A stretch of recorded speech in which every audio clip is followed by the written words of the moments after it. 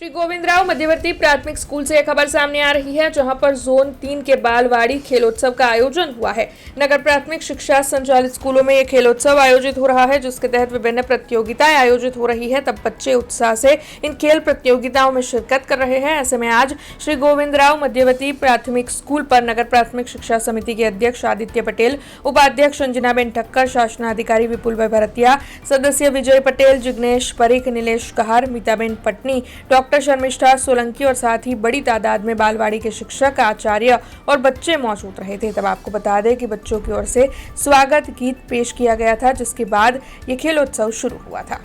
नगर प्राथमिक शिक्षण समिति ने बालवाड़ी रमतोत्सव झोन 1, 2, 3 एम 3 अलग अलग झोन में संपन्न थवा जई रह्यो छे।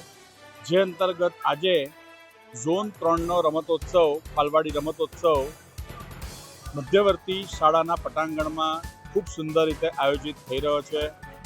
जे प्रसंगे मारा साथी उपाध्यक्ष श्री अन्नाबेन ठक्कर, शासनाधिकारी डॉक्टर विपुल भाई भरतिया, वाली सभ्य श्री नीलेश भाई कहार, अन्य शिक्षण समितिना सभ्यश्रीओ, बालवाड़ीना शिक्षकश्रीओ अने खूब मोटी संख्या में आ रमतोत्सव में भाग लेनारा बाळको उपस्थित रह्या छे अने रमतनो आनंद माणी रह्या छे।